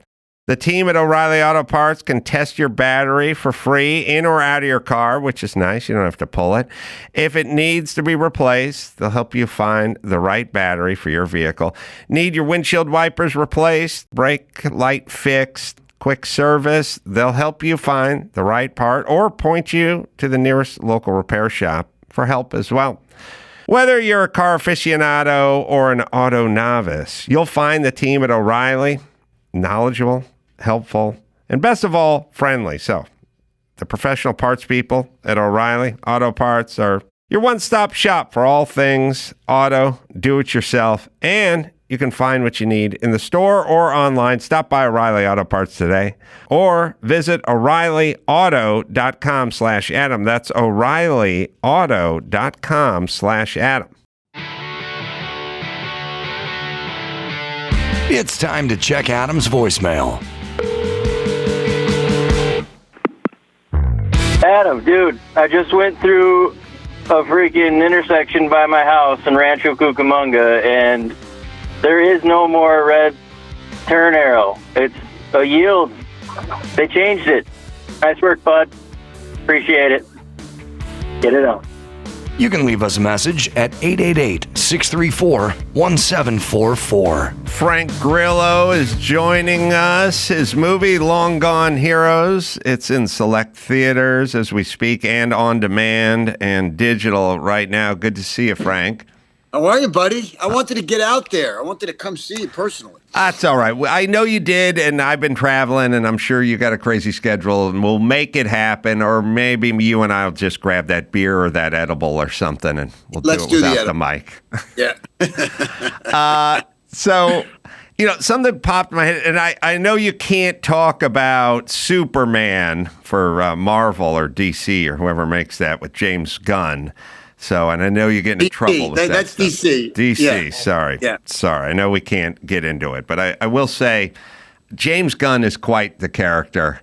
And I could talk about James Gunn all day. Yeah, I could too. And he used to come in here years and years ago when he was making weird B slasher movies and stuff, and he just seemed like the least hireable, least Hollywood guy on the planet, just as far off the beaten path as you can get. And I guess what I'm saying is if James Gunn is a big star director, writer, it could happen to anyone. Huge. And by the way, we got this thing, Creature Commandos, coming out in December, which is animated. It's raunchy. It's like a hard R, and he's got some great people involved. And the guy is a brilliant writer. He's funny, and he can be dramatic, and he's an amazing director. And listen, when he took over DC, he called me and he goes, "I got something that I want you to come do, and it's going to be a big thing. And when I call again, I go, dude, whatever it is, I'm in." And to his credit, he called. I would think I was like one of the first calls that he made. Called my agents. And now I'm like doing the third thing with him. We did Creature Commandos, we did a little bit of Superman, and then I'm on Peacemaker right now with John Cena. And it's been yeah. How's it acting alongside Cena? By the way, another guy, you think, pro wrestler, one of the best, right? Think he's kind of a blockhead. And John Cena is an intellectual. Like, the guy reads 2 books a day, and in his fucking trailer is a piano. Like, in between takes, he's learning the piano. He's learning Spanish. I'm in there playing with fucking yarn in my trailer, and I'm amazed. Like, the guy is, and I realize I don't do enough. You know what? It's so sad, and I know that most people that are listening to this would look at us as accomplished people. Most people listening now, we're self-deprecating, but I'm sitting in a building I own, talking into a microphone and getting paid. That's much further than any dreams I could have ever had, and any Carolla has ever achieved before me. But you do realize how much time you just spend hanging out, not learning a second language. You could be a great harp player right now. I could learn Cantonese if I had any discipline. Bro, I remember being 36 years old, turning 36, thinking it was a pivotal time in my life. I haven't done enough. I haven't done anything. I'm a fucking fraud, and I'm going to learn this, that, and a third. And then, now I'm 59. Right? So 20-something years has passed. You think I would have got a Rosetta Stone? You think I would have bought a guitar? Imagine what I could have learned on the guitar in 24 years. You know what I mean? You'd be sitting in with the fucking Foo Fighters every night. But Frank, is it this for us? Is it this for guys like us? Because we're kind of mooks, I don't have all the trappings of it like Frank has. Frank looks like a mook. He sounds like a mook, but I am a mook. I work construction. I drove a truck. I hang out with idiots. We didn't do anything. When I left high school, I took a vow to never learn anything ever again. I'm 18. I'm never reading a book. I'm never going to memorize anything. I'm never passing a test. I'm never doing anything again. And I kind of stuck with it, But I think if I'd been somehow you're rich. And somehow I'm rich. But if I'd been a good student, then I would have went, oh, that's a path. Like, that's a path I want to stay on. I want to always learn. I want to always enrich myself. I want to always imbibe ideas and books and notions. But I was so I was so traumatized by the process of trying to learn at the LA Unified School District, and I'm such a shit student. When I walked out, I'm walking on a construction site. I'm never reading another fucking book in my life. Right. Did that happen to you? You're like me because I never learned how to learn. That's the problem. Right. And I approached all of that like it was being forced on me, like it was a punishment to learn. Right. Like it's a punishment. And now I think about not like I'm kind of like I'm obsessed with history, and so now I've kind of filled myself with some stuff. But my dumb parents, my dumb Italian immigrant parents, never taught me that learning was great. Right? Right. It was like go to school because you have to go to school, and then when you're done, whatever happens, happens. I don't know. Yeah, you have to leave. That's you have to and move out. like I just finished a stint with Stallone on Tulsa King. And there's a guy who's 76 years old. He paints like, he's a real painter. Like he's a painter, and he's like Monet. And then he's a musician, and he's a writer, and he's also was the biggest action star in the history of action stars, and he's never stopped learning. And I'm going, all right. Well, if I start now, I have another 16 years. I could learn something and be like him when I'm 76 years old. You think it's going to change? It's not. It's not going to change. I'm still going to play with yarn. But I'll tell you something that could be therapeutic for you. Here's your problem.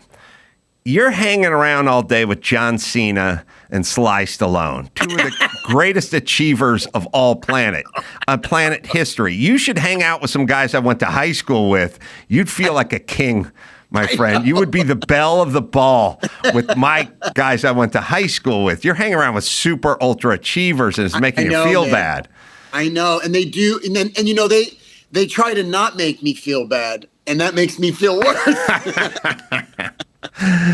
Yeah. So did your parents hang around long enough, and are some of them still here, to see your success? Because you're, as formerly admitted, you were sitting around at 36 trying to figure out what to become, and you had a ton of success later in your career, which is very rare. Yeah, mid-40s it started. No, they saw a good part of the coming up, but they never really saw, the me now, which is kind of a guy who's got a little tiny bit of say in his career. And it's too bad because, they were young when they died, and it would have been fun because, man, their struggle in life was one thing: no money. And so to them, and as we get older, we realize, okay, money's cool. It's great to have money because it's freedom, but it's not the be all end all. It would have been great to kind of let them kind of take a little ride with some money for a little while, just to not worry about the thing that drove them. You know what I mean? Yeah, the money, when you come from no money, you realize like what an insane distraction it is because, they get a flat tire and it's a big deal. It's like, oh man, we got to buy a new tire. My mom would buy retreads. She would buy tires that were used tires. You know what I mean? So everything is an issue. Brother, we never bought new tires. My mother didn't buy new food. She went to the day old, it's over it just expired. Right. The meat's just a little brown, but it's okay because you're going to cook it. Yeah. You know what I mean? It's like we got old everything. We got old clothes from our relatives. We got an old car from our relatives. There was never anything new. And, so. Yeah, it's too bad they couldn't experience that with you. What did they do? What did your parents do? My father never had a career. He had a series of jobs. Some of them weren't legal. and my mother was, same thing, man. She was a waitress,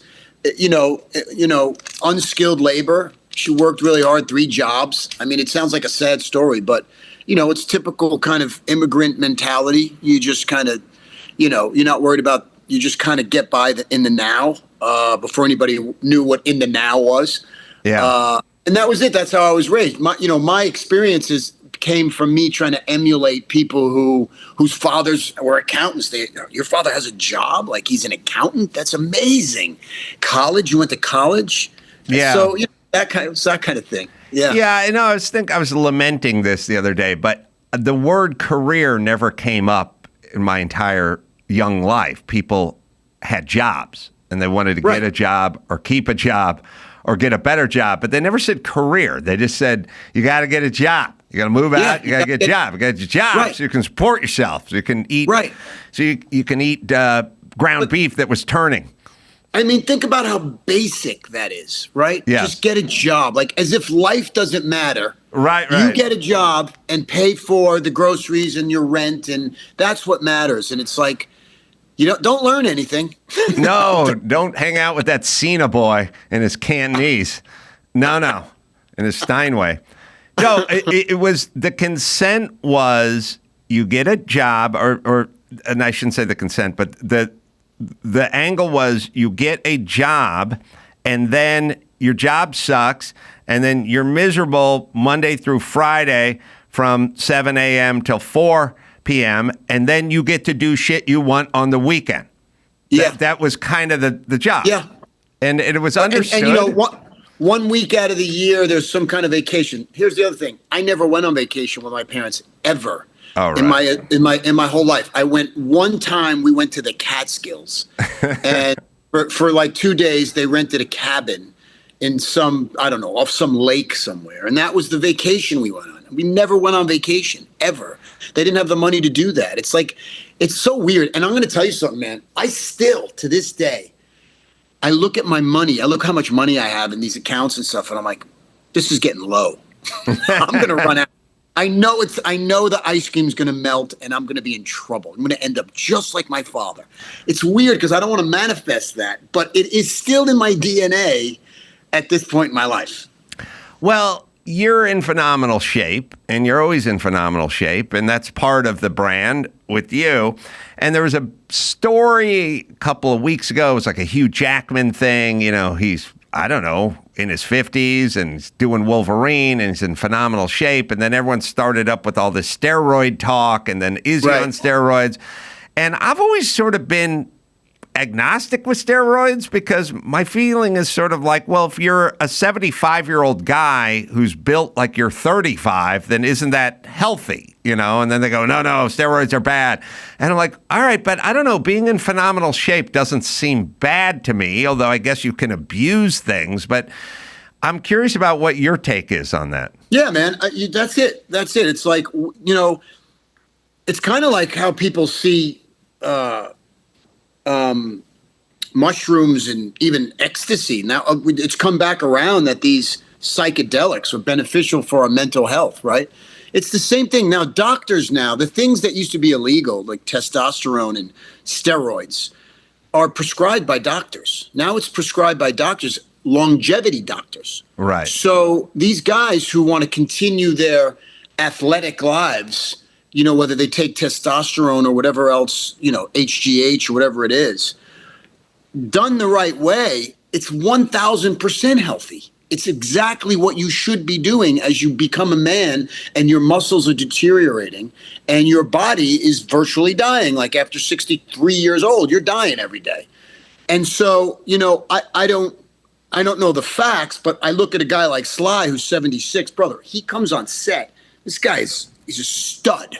Yes. And doesn't drop a line. He's ready to go in rehearsal. I mean, he looks like a man in his, early 50s, like when you see him physically. Is that not healthy? Isn't that the way you'd rather live? Or would you rather be a fat ass sitting on the couch poo-pooing testosterone? I mean...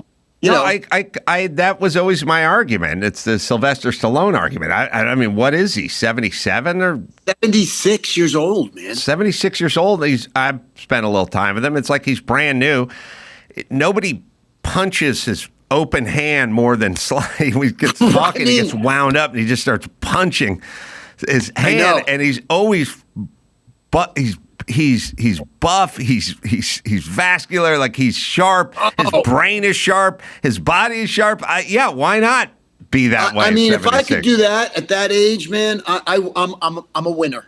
Yes. I'm a winner. I'm all for, and I've done it. I go on and off it. I do a little tiny bit of testosterone because I work out. I train hard, and my body breaks down and it doesn't recover the way it used to. And the testosterone helps me, right? And then right away, guys go, "Oh, you're on steroids." I'm like, "You're the dumbest motherfucker ever." I said, "I'm 59 years old. I'm training with 25-year-olds. Right. I need to get my body to a place where I can recover." So if I go back and forth, I cycle off it, but I take testosterone sometimes, and I'll do peptides, which also help me recover, which is a natural form of growth in your body. And these are scientific developments that we have learned in the last 5 years that are for longevity. Right. So call it what you want. You can't take a pill or take a shot and it just happens. After you take the shot, you got to go to the gym. You have to train. You have to keep yourself disciplined with your food. It's a whole lifestyle. So, it's amazing to me. If you want, man, you could. I looked at my father at 70 before he died, and I'm like, "You're old. You died old at 70." Right. I look at him at 76. I go, "This guy's got 25 years easy to go." Yeah. Are you doing some boxing? You watching some MMA? Yeah. What do you like? I mean, I box every day, whether I'm in Atlanta working or here. I box with Fortune here. I just watched Canelo. Did you see Canelo? I did. Oh no, wait! I heard about it. I watched some old footage of him and Mayweather. Did you watch the UFC? Yeah, I was out. I was doing a show that night, but I kind of saw that Sugar Sean. Sorry, there's a few Sugar Shanes. Yeah, Sugar Sean just didn't have what it took to win that fight. Well, now I hear that he had his hip was screwed up and he had surgery today, yesterday. So yeah, it was interesting. I mean, it was a big spectacle. It just gets bigger and bigger. But I love it. I love fighting. Canelo didn't knock him out, but he walloped him pretty good. Berlanga. I'm not necessarily looking forward to John Jones and Stipe. I don't know why we need that fight. We don't. Stipe has a resume, but Stipe's in his 40s, and I don't think there was any point where we thought he was going to beat John Jones, whatever age either one of them were. John Jones is a freak of nature. Yes. He is. And what he did last time to what's his name? He folded the guy in like minutes. Yes. I don't know why Stipe would want Ganu. Was it Ganu? Yeah. Right. Destroyed him. Right. It was like it was 6. Right. Yes. So, but I love it. I box every day and I train every day and try to stay alive. Do you find that if you do it every day that your speed does not diminish? You can keep the hand speed going? Yeah. I sparred yesterday just playing around. And the first thing the guy said when we were finished, he goes, "Man, you're fast." And I go, "Yeah, you know what? I do this every single day. I train every single day, bar none. And it works. It's kept me youthful. And I credit that 90% more than anything of why I am or look or whatever the byproduct of that is. Yeah. It's training. Yeah. Well, I do tell people it's good to find something you like rather than running on a treadmill. Like something that's just sort of boring and repetitive. There's a sport that sort of interests you'll have something. And I've always thought or kind of been thankful that if you box, you can always shadow box in a hotel room, alone, whatever, in an area there's no gym or no access or no whatever in front of the TV set in your underpants, whatever it is. It's raining outside. You can't go for a hike. Shadow box, man. And I always want to tell people, if you pick something you can do, you're never going to be out of a gym or not a place to work out or wherever. You go 20 minutes hard shadow boxing, you will be sweating, you'll burn a couple calories, and you'll get your skills tightened up, your form tightened up a little bit. And everyone should just sort of learn that, because it happens all the time where people go like, it's too late to go to the gym, or it's raining outside, or I can't leave, or I got to be somewhere in the morning. It's like, you could always shadow box in front of that TV set. I do it at work, like in between takes and stuff. I'll just be sitting in the corner and I'll just be, boom, boom, boom, boom, boom. And people go, "You box?" Go, no, I don't, man. I'm just doing this. Yeah. So, what is it? What is for you? What do you do? Now, I know you got off the alcohol and onto some edibles, perhaps. Yeah, a little bit. And but I couldn't remember exactly what your kind of nutrition routine was. It's been the same, brother. I eat for all intents and purposes once a day. Mm-hmm. I got a company that I source my meat and fish from, which is, wild caught, grass fed, blah, blah, blah, blah. I don't want to bore you, but it comes in a box once a month and I put it in my freezer and it's the top quality meat. And usually I'm having a piece of steak or a piece of fish, sweet potato, Japanese yam or something, an avocado, maybe some raw cheese. I kind of do that every day. Mm-hmm. And it's kind of simple. I do my bullet coffee with, raw butter in the morning, and I don't get hungry until that one meal. And that's it. Like I'm not a foodie. And so I do that one meal. If I want a snack, I'll have something, I don't know, like maybe a yogurt or a pear, something if I get hungry, which is rare. I rarely get hungry.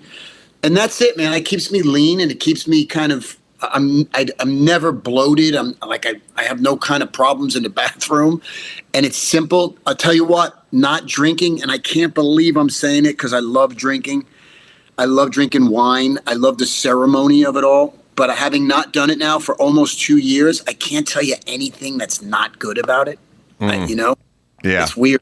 Yeah, I know. I know. It's sad. I know, because booze is so great. It is great. I'm buying, I do buy this company, Athletic, makes a really good IPA. So if I'm having a piece of meat and I feel like I needed a beer or something, I'll have one of those. And I'm like going in the store buying non-alcoholic beer, and I'm like, wow, I'm this guy. Oh my God. I know.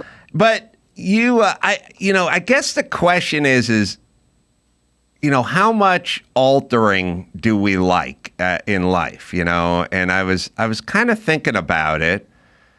And I don't know how much of it is just sort of built into us. So I was on a plane last weekend. I was sitting next to a guy, and he was telling me the whole Matthew Perry story and how he was, $60,000 of ketamine every week, and what? Yeah, that's what he was reading in this article, and he was, in and out of rehab hundreds of times and blah blah blah, and it's like he just had that need. To the altered, you know what I mean? Yeah. And then, but the guy I was sitting next to, who was reading me the story, doesn't drink coffee, and he was going, "What's Matthew Perry doing?" And I'm like, "He's not like you.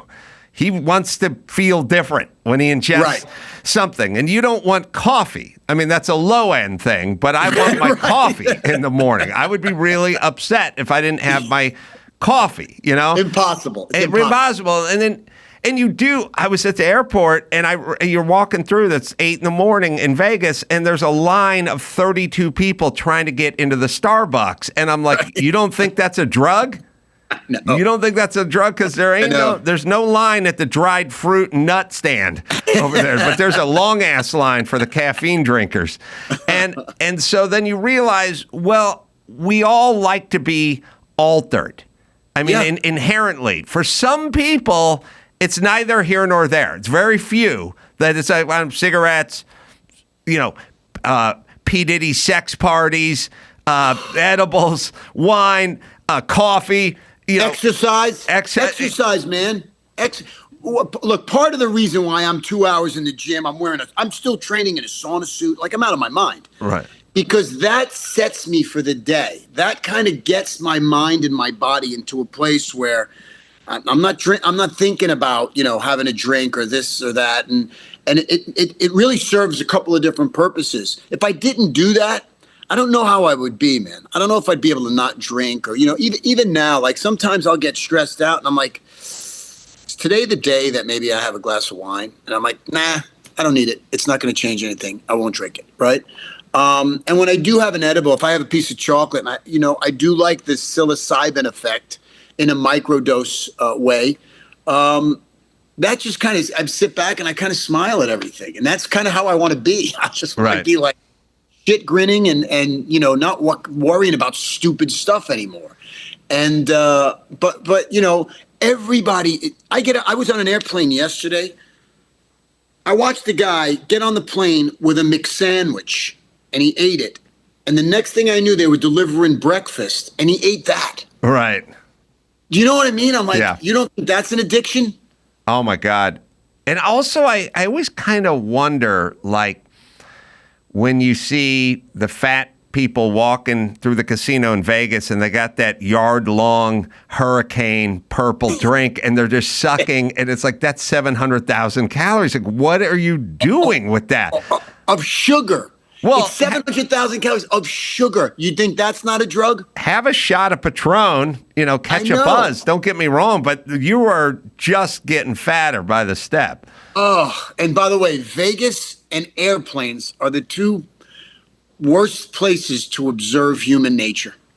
Oh, it is interesting that I find myself walking through casinos and sometimes getting depressed. Oh, because of the sort of addiction and the habituality of everything, and you see the guy that she's sitting on a cart because she's too fat to walk, and she's feeding nickels into the slot and sucking on the yard-long hurricane, and I'm like, it's depressing. I get depressed. You're saying it. Yeah, You're saying it because this woman somehow believes that at one point that nickel's going to hit and it's going to give her a jackpot. And I don't know what's going to change. Maybe she could buy more of those things. But it's just a vicious kind of – they're stuck in a loop that they're never going to get out of. And to me, I get nervous that if I'm there long enough, I'm going to become one of them. So that's why I have a problem going to places like Vegas. I really do, because it somehow it triggers something in me that – there's a part of me that this is all going to go away, and I'm going to be putting nickels in a slot because there may be a chance I win. I mean, look, a little running scared doesn't hurt anybody. Like a little fear for your job, a little feeling, a little chip on your shoulder. Like, I think Stallone has a chip on his shoulder. Huge. Yes. Huge. He has a huge chip on his shoulder. And it propels him to do everything he's doing. And then lay people look at Stallone and go, sit back and relax, dude. You've done it all. Enjoy your family. Enjoy whatever time you have. And he feels like he has to outwork everybody. It's a kind of Michael Jordan thing or something. Like they are motivated by that chip. Absolutely. Listen, I think Sly and that man could easily ride off into the sunset and live a spectacular life, right? Right. And he lives a spectacular life. And he does, there's a certain amount of vacation that we all need, and he takes some of it. But what gets his juices flowing is not only doing the thing he's doing, but dealing with the conflict. Like, there's a part of him that without conflict, it almost feels like it's not real. Yeah. And I watch him deal with it, and people still, like, you would think, oh, it's Stallone. Like, he gets what he wants, he does what he wants, and they treat him a certain way. And it's like, no, it's not how it works. It's not how it works, because he still has to deal with. He's got to fall in. He wants to work with on a TV show. There are rules and regulations, and he's got to show up every day, and blah blah blah blah blah. And there's nothing he can kind of do about it. No, I know. I listen. I talked to him for I don't know an hour and a half at Maria Menounos' house. And just a few stories he told me. He said when he was making the movie Bullet to the Head, he contacted Bullet Rye, who makes the whiskeys and the rye, and he said, why don't you be the product on placement on this movie? And they told him to buzz off. Yeah. And he was like, he couldn't believe he was being disrespected, and it would have been good for them and good for him and everything else. And here he was, biggest action star in the world, feeling like he was disrespected and slighted once again. What a lesson. That's the lesson, man. Like, it's the same thing. I see him, and it's like, he's still going to fight the fight. Right. Like, he's fighting the fight. He's going to get the respect. And, I look at him as, how much more could you possibly accomplish? You know, you're beloved. He's not just the greatest action star ever. He's the beloved by people. When I'm around him, guys fall down. I mean, it's sly, right?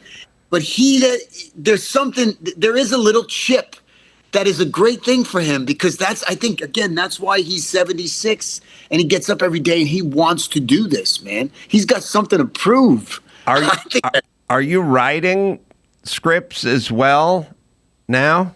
I started to, because you know what I learned? The stuff I was getting, I was fixing to the point where I'm going, I'm really writing this, right? So why not write it? Why not, put your money where your mouth is? And it's like, it's like we're talking about John Cena. It's like, I know how to do that. I know how to structure this. Why haven't I been doing that? I mean, I got downtime. Like, why didn't I do that? So I've started to do that. And can you run it up, James Gunn's flagpole and see if he salutes, kind of thing? Yeah, I mean, I have something right now. I developed something from a memoir, really cool story. And I've been working with, I have a producing partner that we're doing this with, and we're going to give it to 2 Oscar-winning serious directors. And I think we'll get a bite. I mean, we've worked on it for 6 months, and it's fantastic, and it's way out of my wheelhouse. But I'm very similar to the guy who the memoir is about. And so that's the kind of thing I'm playing with now, to kind of, I could do this stuff falling off a log for another who knows how long. I don't know how long they're going to keep inviting me to this party. So, I do want to kind of see if I could be a little more cerebral. Yeah, it's a weird road writing features. I've done a few, and it's brutal. It can be, and it's a weird time in the business. Like the business changed. I was just sitting with Terrence Winter, who is a writer on Tulsa King. We had breakfast. He's written many features, award-winning features. He wrote The Sopranos and Boardwalk Empire, and he said he's got a project with an A-list actor, a ginormous showrunner, and himself as the writer. He could not sell it. He said, 4 years ago, there would have been a bidding war for this. And, I know another project that went out with, I think, De Niro or Meryl Streep. Nobody's interested. They're not buying. And so this strike has really affected, post-strike, post-COVID, our business is not where it used to be. The movie, by the way, Long Gone Heroes, is out in selected theaters. Maybe you could tell us a little about this film, Frank, before we let you go. This was one that I got. This was one of those movies where I got, and it was a script that I really dug. It was about Venezuela. It was about extraction. It was politically charged, but with Venezuela specifically, I dig that story, that part of the country. The director went away, wasn't the right guy, and I brought my guy, John Swab, who I've done 5 movies with. I brought him in, reached out to Andy Garcia, to Mekhi Phifer, Bo Knapp, Josh Hutcherson. We assembled a really good team. We went to make the movie in Puerto Rico. 3 weeks in, they ran out of money. Oh, wow. So we went away gutted. We put a lot into it. And a couple months later, they called and said, we got the money. Would you be willing to go to Colombia? Which was a kind of a better substitute for Venezuela than Puerto Rico. And it wound up really serving us. We finished the movie. We cobbled some of the other stuff together. I like to say we Frankensteined it with no scars. And I think it's a slow burn. We're asking you to commit 2 hours, but I really love this one. This wasn't me showing up just kind of do a role. This was me kind of producing and getting involved in most of this stuff. Well, like I said, it'll be in select theaters as we speak, but it's on demand and digital now. So I'm going to pour myself a scotch and enjoy it tonight. Frank, I know you got to hop, but let's talk soon. Hang out a little. Yeah. I'll hold the focus mitts for you.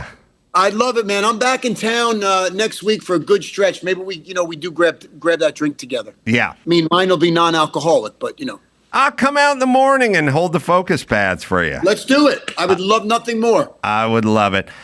Good seeing you, my friend. You too, brother. Be well. You too. Frank Grillo, everybody. And there's Sam Tripoli. And then there's Dawson. And then there's me, Provo, Utah, this Friday. 7 o'clock show and a 9:30 show doing the Dry Bar show over there. Casper, Wyoming, coming up at the Rialto in Casper, October 4th. Just go to AdamCarolla.com for all the live shows. Until next time, this is Adam Carolla saying mahalo.